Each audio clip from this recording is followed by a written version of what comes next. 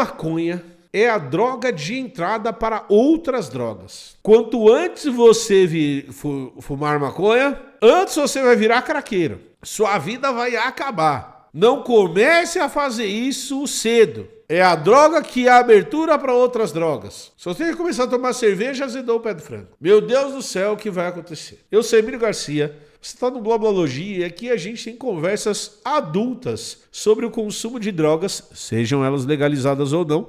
E principalmente a gente usa a ciência para tentar compreender por que drogas são uma questão de saúde, por que drogas afetam pessoas de maneira diferente e como a gente pode ter uma relação saudável usando drogas, sendo elas liberadas ou não, tá bom? Uma coisa que a gente sempre tentou descobrir, que a gente sempre tentou entender, é se a gente conseguia usar fatores biológicos para tentar prever principalmente como o nosso cérebro interage com diferentes drogas, mas o que é mais importante é como que o nosso cérebro interage quando a gente fala de vício. Então uma coisa que eu sempre disse aqui no Blá Blá e que tem vários pesquisadores que estudam droga a sério dizem que o problema da droga não é a droga em si. Inclusive você que está assistindo conhece e também provavelmente é um usuário costumar de drogas. Se você vai num churrasco de final de semana e toma cerveja, você está consumindo drogas de efeito recreativo.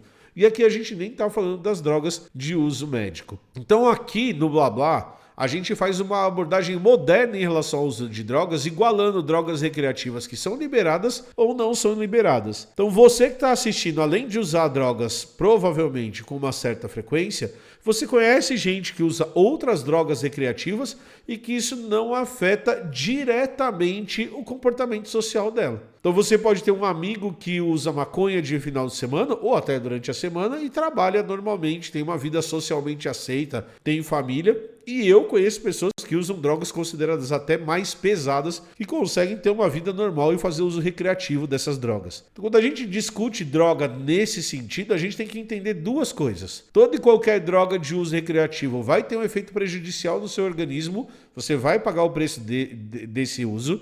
Algumas mais e outras menos, com certeza, mas vai ter um efeito prejudicial no seu organismo e a maioria das pessoas não sofrem o efeito muito prejudicial do uso de drogas, que está ligado ao vício e principalmente ao impacto social que esse vício vai trazer para aquela pessoa e para aquela sociedade que essa pessoa está inserida. Então, a ciência vem tentando entender há muito tempo como que o nosso cérebro interage com droga e como esses vícios vão acontecer.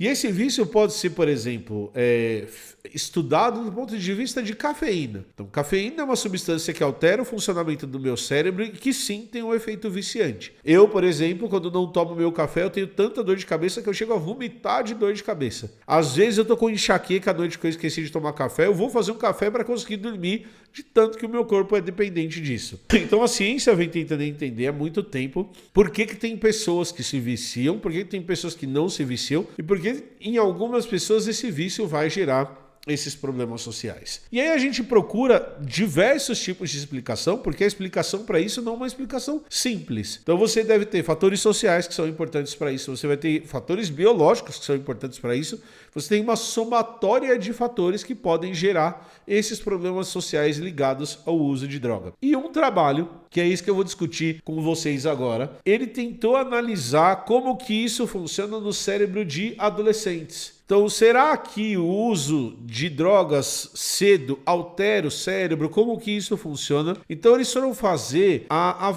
variabilidade neuroatômica.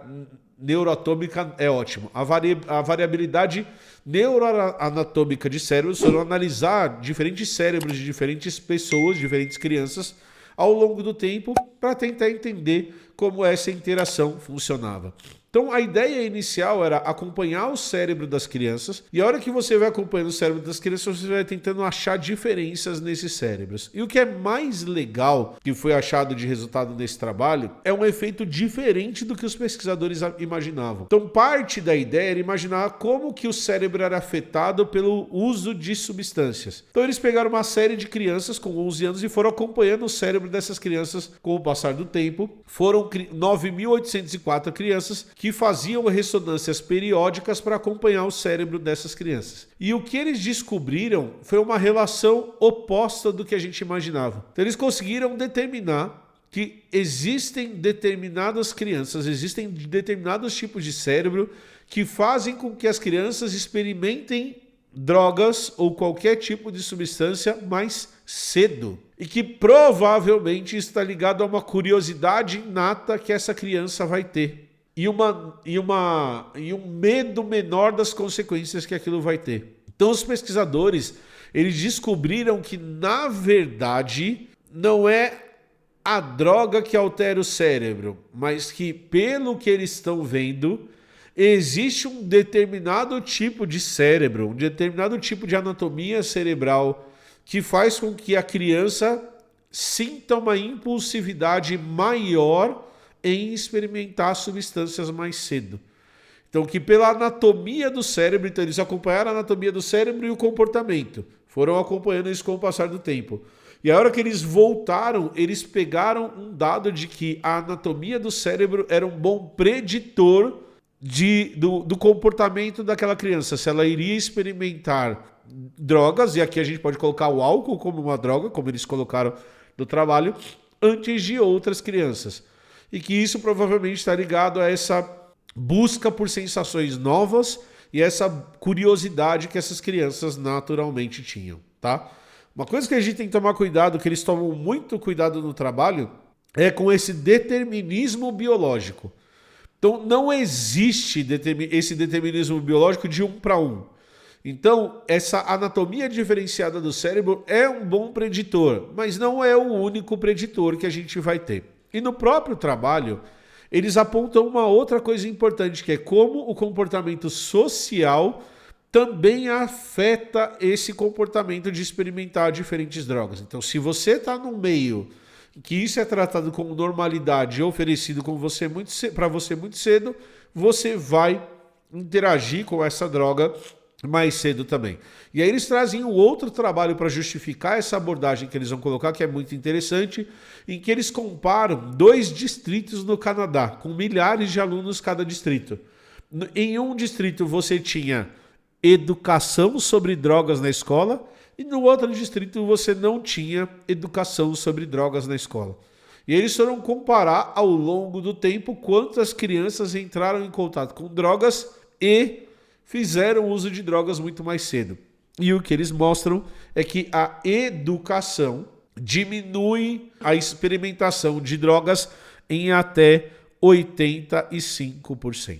Então, apesar da gente ter esse preditor do formato do cérebro, das estruturas cerebrais, para prever esse tipo de interação com droga, fatores externos como educação podem ser extremamente preventivos nesse uso cedo de droga. E por que discutir isso é importante? Mas, Emílio, vocês aí no Blá Blá não falam que droga deveria deixar de ser uma questão de saúde de polícia e passar a ser uma questão de saúde pública. Então por que você está falando que as crianças não deveriam usar drogas? Porque os trabalhos dizem que quando o seu cérebro está se formando, você não deveria usar nada, porque seu cérebro vai ser prejudicado por isso, independente da droga que você estiver usando. Então, quanto mais tarde você tiver contato com isso, quanto mais maduro for o seu cérebro, menor as consequências negativas que você vai pagar por isso.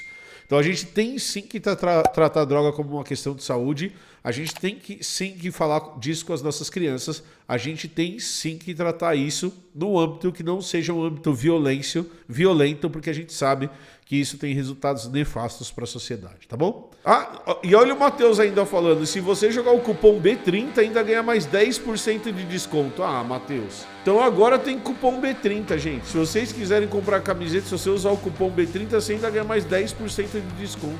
Se vocês quiserem comprar esse kit aqui, ó, que já tá barato, tá? Ele já diminuiu o preço, que é esse conjunto aqui, ó, Mulheres Cientistas Constroem o Futuro, mais um chaveiro, tá? Então você pode selecionar aqui, ó, um modelo, pode fazer a sua compra. Então se você comprar esse kit. E a camiseta pode ser tanto na cor branca quanto na cor preta, que você pode escolher aqui. Se você comprar esse kit e usar o cupom B30, você vai ganhar ainda 10% de desconto. Ainda 10% de desconto, beleza? Então tá aqui, ó, se você comprar mulher, é a minha camiseta favorita. Mulheres cientistas constroem o futuro. Tá aqui a arte, ó. Eu acho essa arte linda. Pode ser baby look também, pode ser a camiseta que vocês quiserem. Então, da cor, então se aproveitar a promoção, que é essa compra aqui, ó, R$120, o Matheus ainda tá te dando mais 10% de desconto. Então aproveitem a oportunidade e façam as compras. E de novo, eu gosto muito das camisetas do Blá Blá, mas essa é a minha favorita.